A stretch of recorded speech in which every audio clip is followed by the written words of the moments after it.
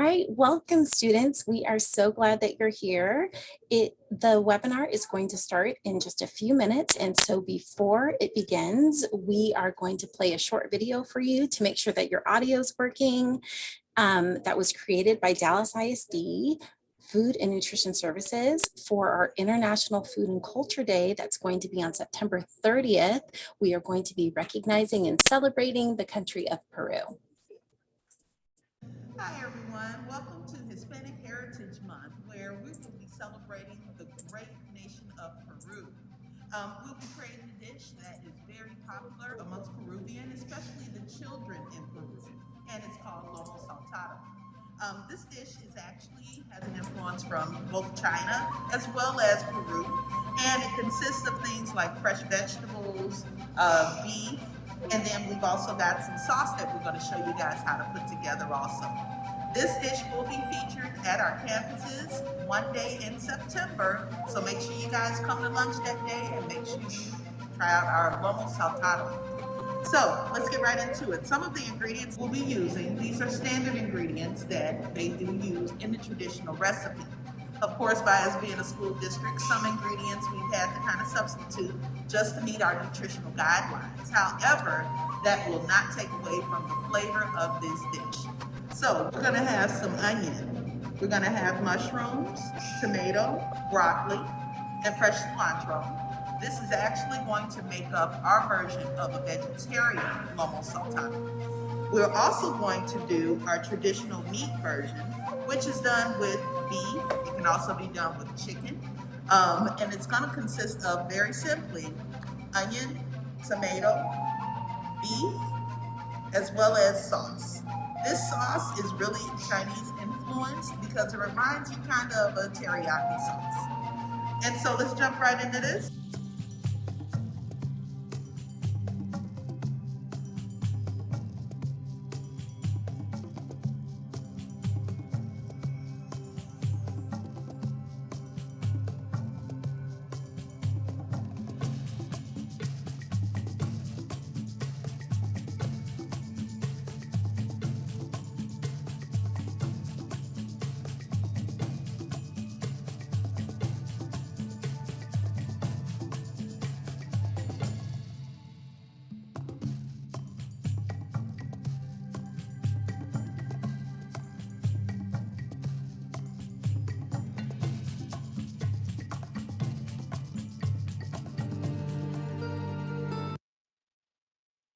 Hi, everyone.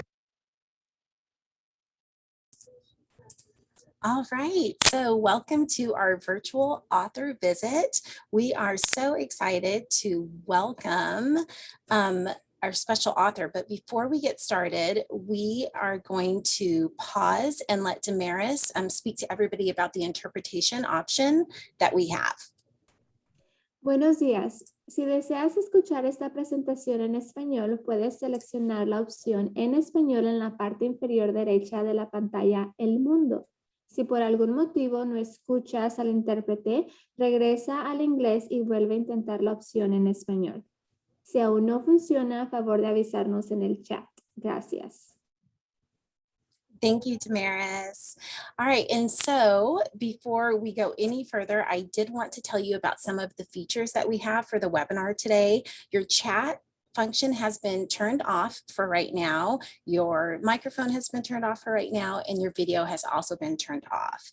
There is going to be an opportunity later to participate in a special activity, and we will turn on the raise hand function for the students that would like to participate. And at that time, we'll be able to turn on some different functions for our volunteers. So pay attention so that you'll be able to participate in that. Throughout the webinar, the Q&A function will be open so that you can ask questions of our author. And finally, at the very end, we're going to announce who the door prize winners are. So stick around for that. All right, so we are so excited to have Karla Arenas Valenti here to speak to you about the new book that she published just this month it's called Loteria. And so we're so excited that she's here. I'm going to stop sharing my screen so that we can see her. Add a spotlight so she's right there. Welcome, Karla. Thank you so much for coming. Hello, Texas, and thank you for having me. Happy Hispanic Heritage Month, everybody. Yes, we're so excited. We're so glad that you're here. Yes, and this book is the most exciting thing ever because it's about a game that everybody loves and it's Yes. super trendy right now. Because of my book. It's because of your book. Yes, there are collectors out there just with these cards. Exactly. Yes. Yes, so you are able to share your screen. Would you like to do that or would you like me Yep. to? Yes, okay, perfect. Are you able to see my screen? Yes. Perfect. How about now? Are we good? Yes, it's in present mode. Perfect. All right. Well, thank you everybody for joining me today. My name is Karla Arenas Valenti. I am very excited to talk to you about my book, Loteria. So let's start with a brief intro. This is me when I was little, and this is the house I grew up in. So you can't see it from here, but beneath those big windows, there was a giant tree. I lived in a house that had a tree in it, and I am positive that there were little spirits that lived in the tree and took care of it. It was a great experience to live in a house with a giant tree. Now, this is my cat Major when he was little, and this is his sister Uli when she was little. They're a little bigger now, but they're still so cute. And Uli will make an appearance a little bit later on, so stick around so you can see what she has to say. So I come from a city that was built on a lake. The story of the city is represented in the country's coat of arms. Now, according to the legend, the ancient god Huitzilopochtli promised the Aztec people that they would find their homeland when they saw an eagle devouring a snake, as you can see in this coat of arms, on top of a nopal, a cactus. And the Aztecs found that eagle on Lake Texcoco. So I have a question for you guys. How would you build a city on a lake? So I don't know if you're able to answer or raise your hand if you have any ideas. Otherwise, just give it a thought. How would you build a city on a lake? Okay, I have turned on the function that they can answer in the chat or they could raise their hands. And there's no right answer. So just throw out whatever you think might be a good option. It could be anything. Any takers? Yes, we have Angela Brooks. Angela, I am going to have you come on to ask your question.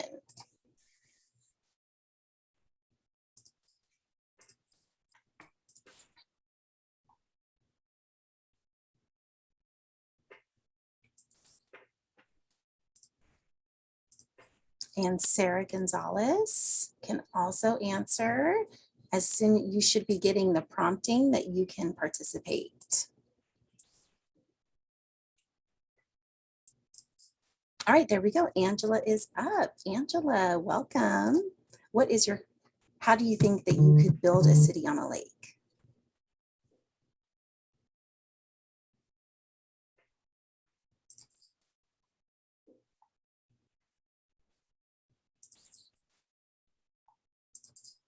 Angela, you are still on mute if you're. Okay. There we yes, go. One of my hi guys, how you doing? Hi. One of my students said because you're basically being they're basically looking at you guys on a Promethean board. Oh, fun. Okay, so one of my students said, what? How did you say? Oh, it's made out of really light things. He said made out of really light things. Oh, That's a great idea. Yes, like floating, like rafts, Yeah. right? Yes. That's Anybody a else? very clever idea. Anybody else? Okay, that's it. All right. Thank you, Ms. That was a good Brooks. idea, though. That was good. I'll show you what And they they- actually did. So here's what they did. They built what are called chinampas, right? So they're floating islands And the way these were constructed is that you would create a column out of mud and vines and weeds, and you would slowly build it up from the bottom to the top of the surface, so that at the surface you would just have the tiny little island, a square that was a column that went all the way down to the base of the lake. And they did hundreds of these. And so you basically had all of these little islands, right, that were kind of sprouting from the bottom to the top. And then they would travel with canoes in between all of these islands. And on the little islands, they would have their house, they might have their agriculture, they would have a market. And as you can see in this picture, this was huge. This isn't just a couple islands, it was massive. There were 200,000 to 400,000 people living here at the time of what you see here. Now, this city has grown quite a bit since then. This is the city now. It's Mexico City, and we have more than 20 million people living here. So it's grown quite a bit since back in the days of the Chinampas, but it still sits on top of the ancient Lake Texcoco. So I find that to be very interesting. And I want you to remember the word Chinampa, because when you read Loteria and you get almost to the end, there's a cave where an immortal king has done something. And I referenced these little islands, and the inspiration for those little islands was actually the Chinampas that I just told you about. So keep that in mind when you're reading Loteria. Now, this is Dana Sanmar, and I wanted to take a moment to talk about her because she's the illustrator for the cover and all the artwork inside of Loteria, and she is brilliant. I did not know her before she was brought on to do this project, but she's a Colombian illustrator and graphic designer. She lives in Atlanta, and I'm going to try to show you a video of what she did for the Loteria cover, because even though when you look at the book, it's obviously 2D, she actually built it as a 3D cut paper project. So if you look at the video here on the right or on the left, I guess, you'll see everything is actually cut paper. She glued it, she layered it, she painted it, she folded it. If you see the spider, it looks like a tiny little box with legs sticking out. And you can see all of those letters were cut and pasted, and the detailing that went into this, just building out this cover, was amazing. And I think that's one of the reasons the cover just pops when you look at it. It looks like it's 3D because it was 3D. So shout out to Dana Sanmar for doing such a beautiful job with this cover. All right, so Loteria is this book, art by Dana Sanmar. Loteria takes place in Mexico, not in Mexico City, but in Oaxaca City, which is in the south of the country. And a girl named Clara, who you can see here on the cover, gets pulled into a game of chance called Loteria. And this game is being played by life and death. Very handsome characters, as you can see. Now, the game is making things happen in Clara's life, though Clara doesn't know it, including how her little cousin is snatched out of the world and taken into another land that exists through a mysterious portal in a nopal. Now, the thing is, these things that are happening to Clara, she doesn't know it. But if life wins the game of Loteria, she will get a prize, and the prize will be a long life. If death wins the game, then she will die. And Clara is pulled into this game. She has no control over it. And the fate of how this game ends has nothing to do with her, but she will obviously suffer these consequences one way or another. Now let's talk a little bit about this game Loteria that they're playing. Loteria is this game of chance. It's very similar to bingo, which some of you may know. Some of you may actually know Loteria. The way it's played is you have a deck of cards, right? And these cards have these pictures on them.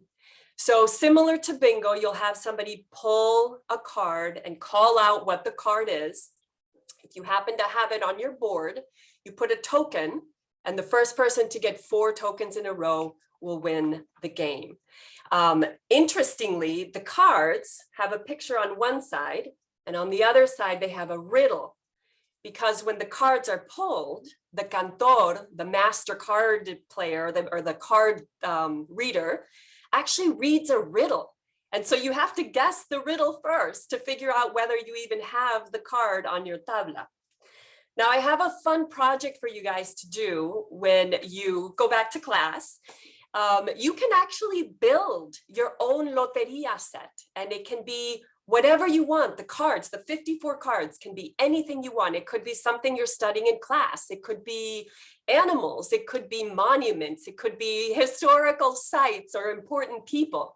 And each card, instead of the riddle, could be a fact. So when you play the game with your classmates, you say the fact, and then the classmates have to try to remember what is this fact related to. So that might be something to think about, and maybe ask your teachers if you're interested about how you guys can build your own Loteria set. Now, we're going to play a game called a story chain, but first, I want to tell you about how I used the game Loteria to write the book Loteria. Because as I was writing the story, I would often get stuck along the way. And I just wouldn't know how the story was going to progress. And maybe this has happened to you guys where you have an idea, you're writing, and then you're stuck. You don't know where to go next. So what I would do is I would flip a card of the Loteria deck, and whatever came up, I would force myself to write a scene that had to do with that card. So there was a tree, there was a rose, there was a scorpion, there was a crown, a spider. And all of these became part of the story. And it was actually a really great way to keep myself searching for new ideas and pushing myself to take the story further. So that's something you guys can do if you ever get stuck for inspiration, trying to figure out how to move your story forward. And I'll put a question to anybody who is interested in answering what you do to get yourself unstuck when you're looking for inspiration. Does anybody have any thoughts on or ideas to share with the rest of us about how to get unstuck in your writing? I'll give you guys a couple seconds to think about something.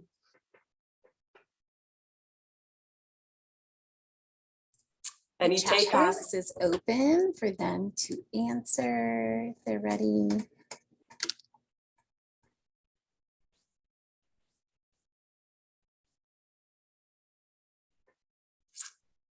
Nobody gets stuck. Is that true? Let's see, Juan, do you have, we said Tabitha said that they brainstorm. Yeah. What are some of those things that help you guys brainstorm? Juan, I saw that your hand is up. Would you like to say something? Your microphone's turned on.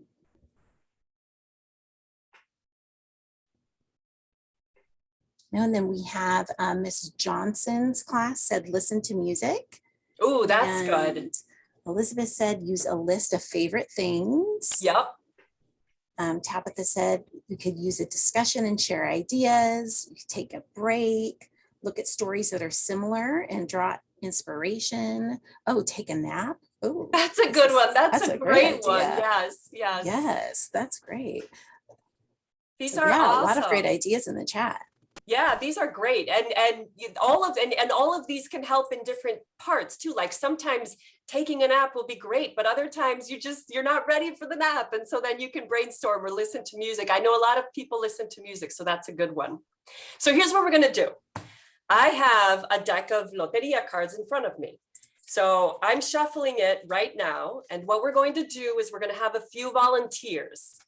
I will shuffle until my first volunteer says stop, and then I'll show you the card that came up. And then we're going to need our volunteer crew to start us off by telling a story. And so the card, whatever card shows up, that's your cue. You have to use that to tell the first part of the story. And then we'll go on to somebody else, and they have to continue the story using the next card that comes up, and so on. And so on. Okay, so I'll shuffle the deck. Someone will tell me when to stop. I'll hold up a card. Someone will start us off. We'll move on to the next card and the next. And that's how we're going to build a story. You guys ready? So I'm going to shuffle. Some teachers that are here. And so we just need the teachers to unmute. We have Miss Johnson, Miss Towers, and Miss Gonzalez. We're going to start with Miss Gonzalez. Are you able to unmute Miss Gonzalez? Perfect. Yes. All right, so do you have a student that would like? Yes, Ms. Towers. Yes, so let's let Ms. Gonzalez's class go first. Okay. So what do you need them to do? Say stop, and then we'll need someone to start us off with the story.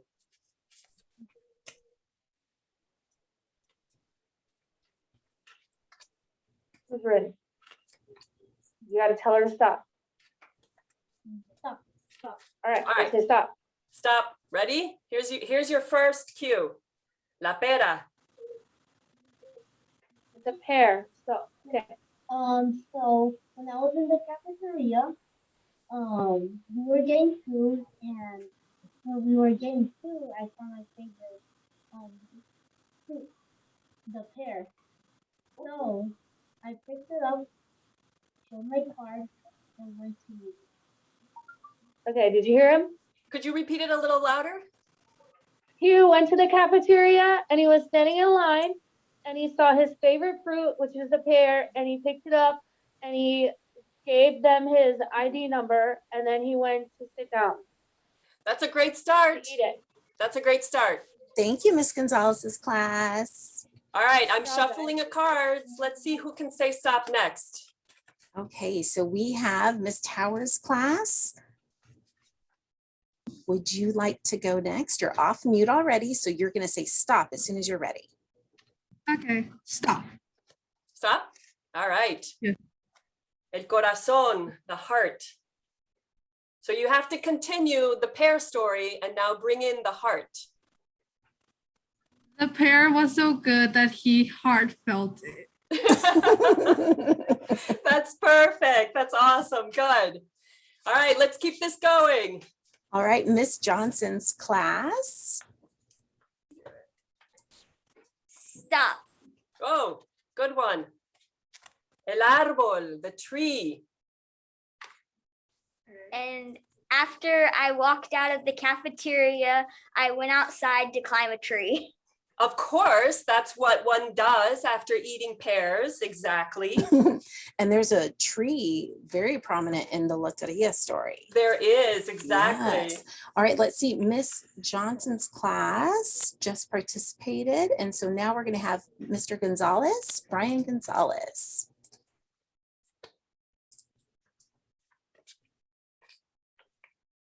Are you ready? Okay, or we could have Miss Rhodes. There we go. Miss Rhodes is ready. All right, so say stop when you're.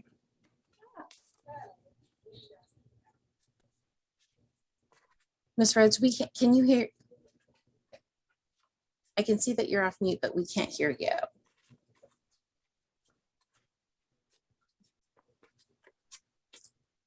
Mr. Gonzalez. Hey, how's it going? We were just having some technical difficulties. No Are we- worries. Do we say stop? I think we'll say stop then. Okay. Stop. El barril, the barrel.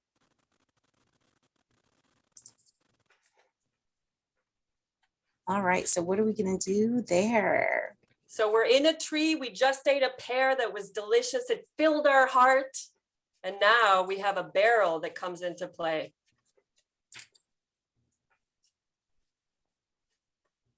Oh, it looks like they went back on mute. Mr. Gonzalez. I'm sorry, we're a little Oh. confused as to what, so we said stop and then what's the next portion? We need someone to continue the story with the barrel. Okay, Winter? He fell out of the tree into the barrel. Of course, that's perfect. All right, we're gonna do maybe two more. So we're gonna have to wrap up our story in 2 cards. So who else can move us on to the next one? All right, Miss Rhodes, you are off mute. Can you, I'm not sure if we can hear you yet.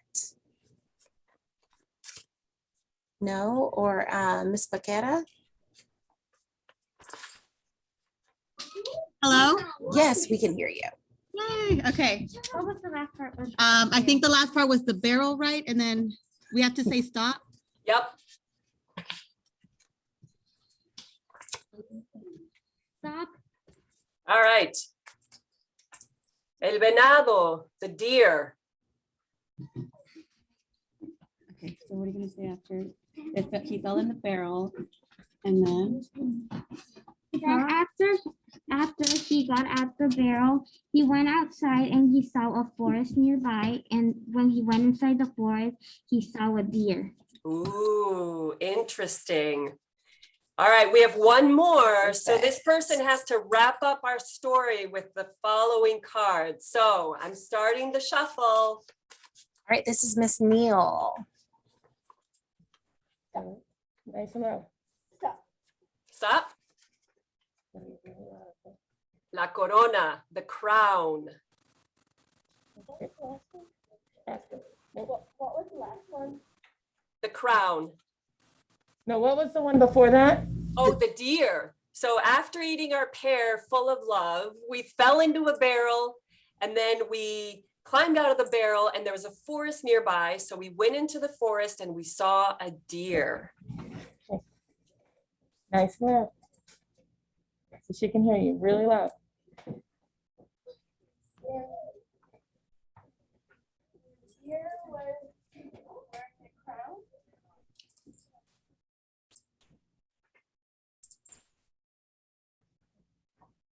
Miss Neal, did they say the deer was wearing a crown?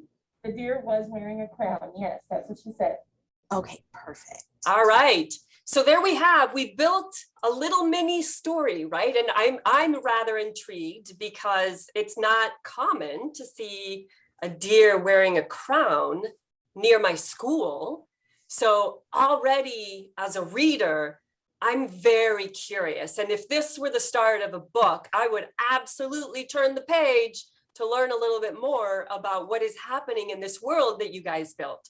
So that was excellent. And that was also a good way to show you how all it takes is just a little bit of mystery and intrigue to hook your readers and have them jump into the world that you've created. So good job, everybody. Okay, so let's move on because I want to tell you about something about Loteria that I haven't yet brought up. So Loteria isn't just a book about dragon eating trees or magical hot chocolate or portals and cacti, worlds that appear at the turn of the key, a red market where you can buy edible stories, an immortal king who kidnaps children so he can steal their lives. It is also a story about free will and whether we have the power to determine our fate. So let's talk about the story chain, right? You could tell any story you wanted, but were your choices really free? Think about it. The cards were shuffled by me until someone said stop. You all didn't have a choice in that. Only one person did, but the rest of you didn't. And what made that person say stop when they did? Maybe they were bored, maybe they were excited, maybe they were just ready or something happened. And at that moment, the stop came out. It was inevitable that they would say stop when they did. You didn't choose that. And then that stop gave us the first card. You had to start the story or continue it with whatever that card was. You didn't have a choice, right? So free will versus determinism. Whether we have free will, whether we have the power to make our own choices, or if everything is just inevitable, that, you guys, is one of the greatest questions of all time. And people have been thinking about this for centuries. There are so many philosophers that have wondered, do we have free will or not? And the issue is whether people are free to shape their lives. You get to decide your fate, your destiny, or if your lives are shaped by forces beyond your control. So we have free will on one side, determinism on the other. Determinism, it means it's predetermined. It was determined for you, right? Some people think of free will as the ability to make choices without being influenced by past events. Of course, those events matter, but you're not defined by them.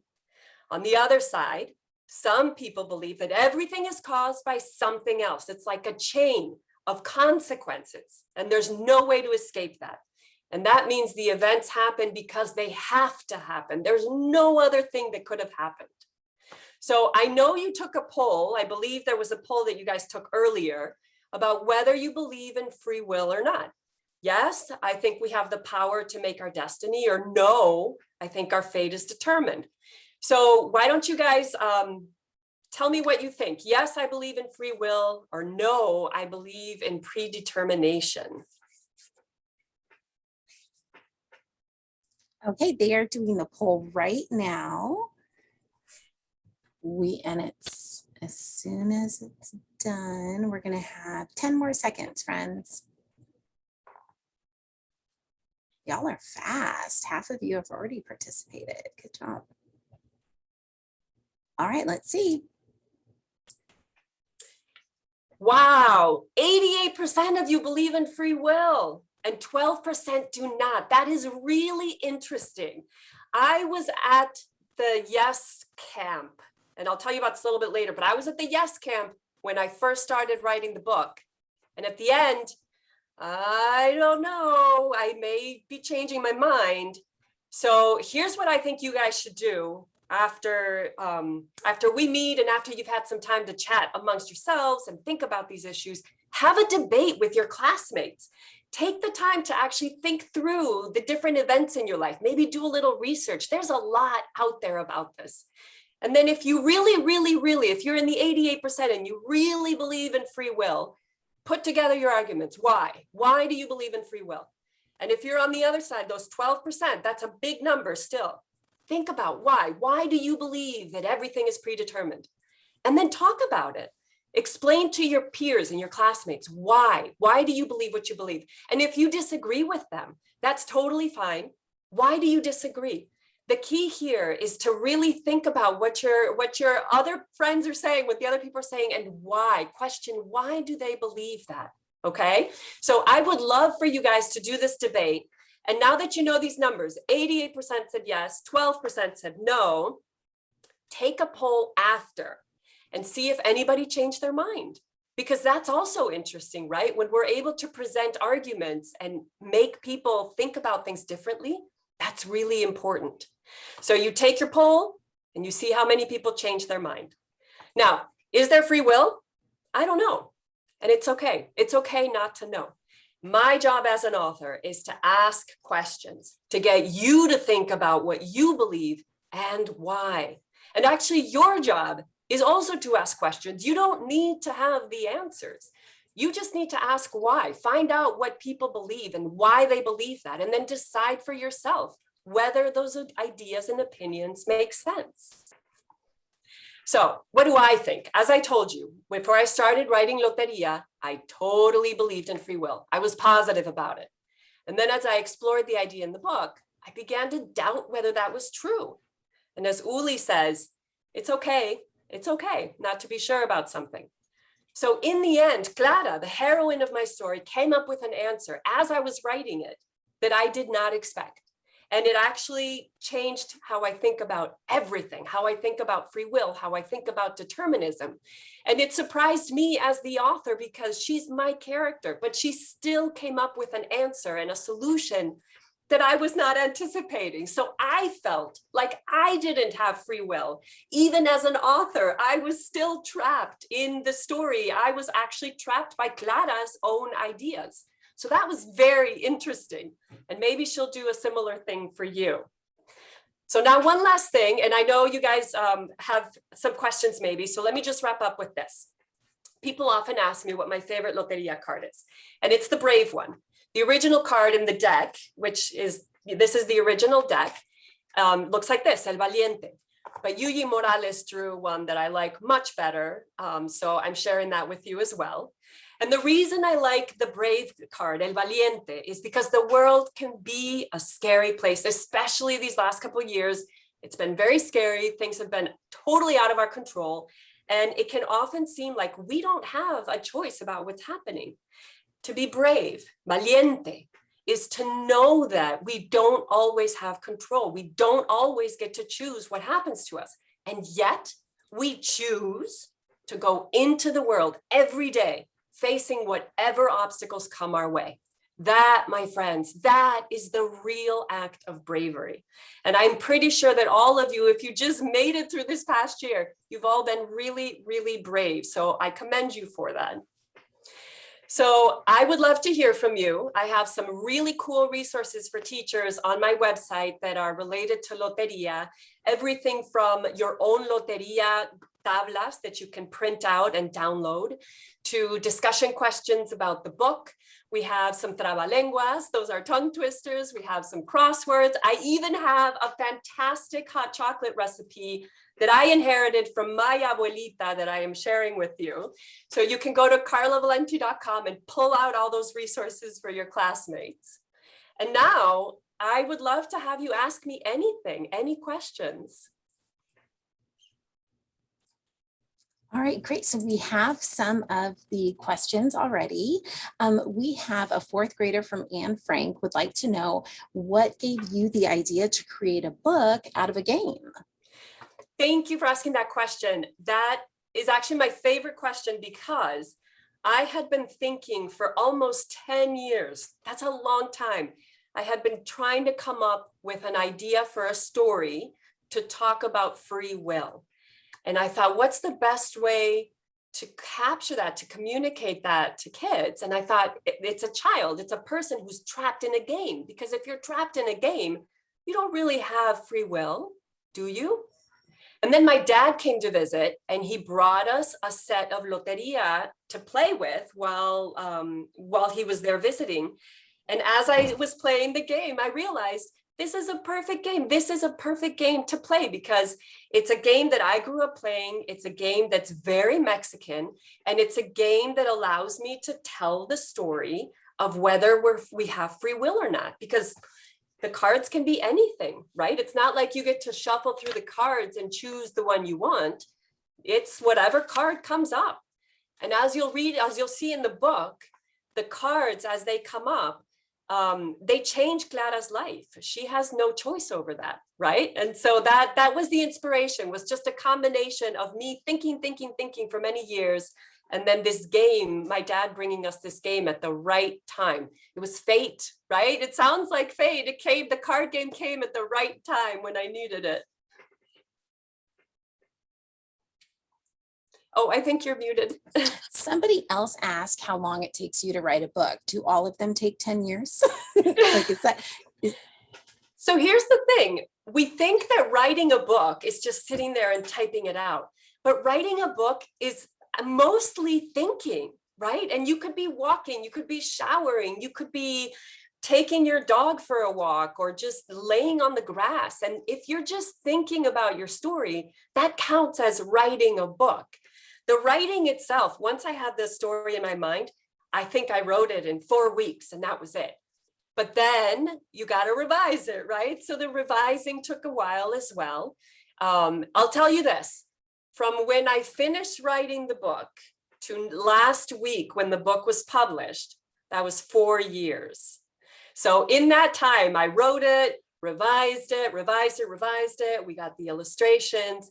It takes a while to write a book, but all of that hard work that you do thinking counts, right? And no, it doesn't take 10 years for everybody. I think I just had a big idea that I wanted to treat with a lot of honesty. And so it took me a while to find the right way to do that. We did have a question about your cats. Where Yes. are your cats? Can you show us the cats? Are the cats in the He book? wasn't here. Give me a second. I think he's right outside the door. Oh, a cat is coming, children. A cat is coming. Come here. Come here. Come here. And he's an obedient cat. He just So this is Major, who's quite a bit bigger. Hi. than the picture. Than the picture, but he's still really cute. Oh. Ven, Juliana, ven. And the other one's a little shy. They're brother and sister, even though they look completely different. That is so fun. All right, so there you go, Miss Lee's class. You got to see the cats live. Let's see, Mr. Choi's class asked, how do you get a job writing a book? What do you need to be able to do? Because you did not major in, when you went to university, you did not major in writing books, I did right? not. You studied philosophy. Yep, and I actually work as a lawyer. So I didn't even, Yeah, I did. I went to school to study law, not even to study writing. Oh, wow. But how do you write a book? That's a good question. So you write a book, you make sure that you have people that you trust that will read it and tell you how to make it better. And that's hard, right? Because we don't ever really like to get criticism on our work, but it's really important because the right people can give you exactly the advice you need to write the good story. And then there are two ways that you can publish a book. You can publish it yourself. All right, you can go. Go on. You can publish it yourself, or if you want to publish it with a publishing house like Penguin, who published Loteria, then you need to send it to an editor. And the editor will acquire the book. And what that means is that they will say, you own the book, Karla. They're not buying the book completely. I still own the book, but they're saying we will publish it. So we would like to acquire the right to publish that book. And then you work with the editor to write it and to make sure that it's perfectly as everybody wants it. And getting an editor, there are many ways to get an editor. Sometimes you need to work with an agent. Sometimes you need to go to conferences and meet the editors. You join writing communities and connect with editors that way. So there's a lot of things you can do as you move along, but probably the most important thing, if you really, really are serious about publishing a book, is you have to write a lot, write all the time. It doesn't matter if it's messy, if it's not perfect, if it's not the story you want to tell. Write, and read, because the more you read, the better you become at understanding how to tell stories. So writing and reading is the best way to actually publish a book. Well, that answers two of our other questions, because somebody asked, how often do you work on writing and how do you get your inspiration for these ideas that you come up with?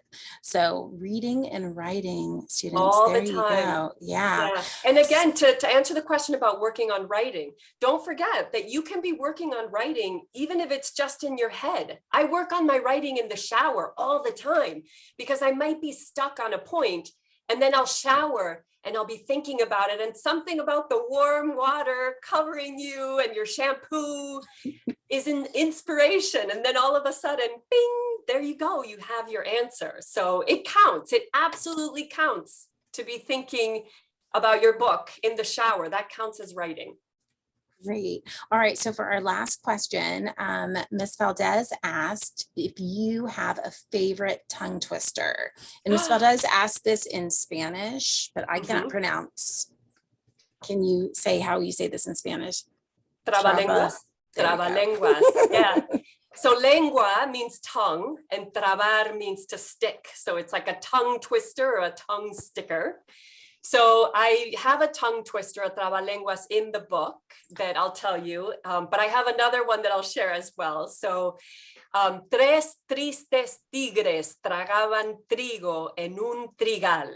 And that's the one that Esteban teaches Clara in the book. So, tres tristes tigres, three sad tigers, tragaban trigo, they devoured wheat en un trigal, in a wheat field.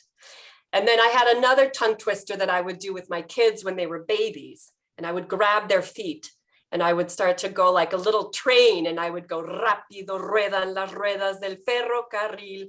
So fast, quickly go the wheels of the train. And I would go faster and faster and faster and faster and faster until they started giggling. So that's one of my favorites, just because it always ended in laughter. I love that. Esteban was my favorite character in this book. Oh, I felt really connected to him. I liked that you gave each of the characters, like, something that they felt they were really good at. I loved that. Yeah. Thank you. So thank you so much for meeting with us. Our time has come. And so I am going to share the screen so that you guys can see. There is a survey we'd love for you to do now. And the first 10 people who complete it are going to win a copy of Loteria. And so you want to be able to do that. I'm going to put it in the chat for you to be able to get the link, or you can use the QR code reader if you have your phone with you. And then we also have 10 winners of our door prize. You will also be getting a copy of the book. You just need to send an email by September 21st to claim your prize.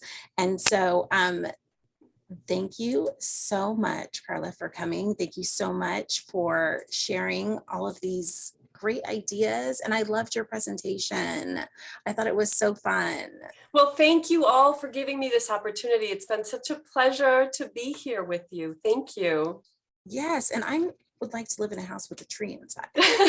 You know what? I think that might be my new book might have that, because everybody that I talk to about that is really, and I'll tell you something else. So it was this huge tree. It was our dining area basically. And then my father and my mom had found a huge wheel, like a carriage wheel that was just abandoned near a rancho when we were young. So that was our table. They built a glass that went around it, and that sat under the tree.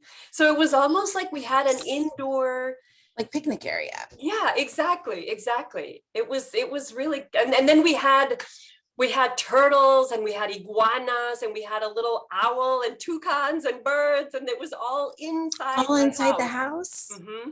Yeah. Oh my goodness. So my dad is an architect. That's what you get when your dad is an architect. Yes. That is so neat. And you told them that he came to visit you with the Loteria cards. Did you want to tell them where you were living? I don't think we. Sure. Yeah. I was actually living in Germany at the time, and I had not been to Mexico for maybe 3 or 4 years. So I was very homesick, and seeing that deck of Loteria cards really to bring back the corazón, right? The way that we felt eating that pear, that's how I felt with that deck of Loteria cards. Yeah, that is so fun. I love that. Thank you so much again. Thank you. We really appreciate you. Students, so here's the feedback survey one more time, and the list of who our winners of the door prize are. If you like to listen to books on tape, I'd love to listen to books on tape. Loteria is on audio now, so that you can rent it from the library that way, or you can get a copy of the book. So we hope that you were inspired by this great presentation. And I've had a lot of people ask again for your email address, Karla, how they can contact you. They said it was up on the screen. Yeah, so it's the best way is actually if you go to my website, karlavalenti.com. And then somebody had asked, Jennifer, or one of our 4th graders had asked about my books. So this is my first novel, my first middle grade novel, but I do have picture books as well. So you'll be able to see all the books and everything that I have on karlavalenti.com. Yes, and those are the science series. Yes, exactly. Yes, right. Because you can like science, you can be an attorney, you can be a writer. Well, and the science series, actually what that is they're super science heroes. So they're scientists and superheroes, because you can be both. You can be Marie Curie and a superhero. You can be Alan Turing and a superhero. So if you want to know how that's possible, check out the books. Yes, I love that. I love to be able to share with the students that there are lots of different careers we can have. We can change our minds when we grow up about what we want to do. Like, just make sure that you get as much education as you can, and you try different things. You meet people that have different jobs. So it's really important thing to be able to know that the world is yours if you keep working hard. Yeah. And ask the big questions, right? And this goes back to free will. We may not know the answer, but it doesn't matter. You don't have to know the answer. Just be good at asking the questions and asking why and thinking about why. And then you'll be able to do whatever you want, really. Yes. And the bravery that takes. Yep, exactly. Yes. So, all right, everyone, have a great rest of the day. We will be sending you an email with all of this information, the link to the websites and who the winners were. Thank you so much for participating, and we will see you all at one of our other webinars. We have some career webinars coming up soon. We have the vice president of Chuck E. Cheese is coming. We have some speakers from Fossil. They are into fashion. They're also into health. We have a learning specialist from Mr. Cooper's Mortgage Company, and we have some people from Match.com coming to speak to you about their careers. And so lots of different things out there for Hispanic Heritage Month. We're so glad that you're participating, and we will see you all later. Goodbye.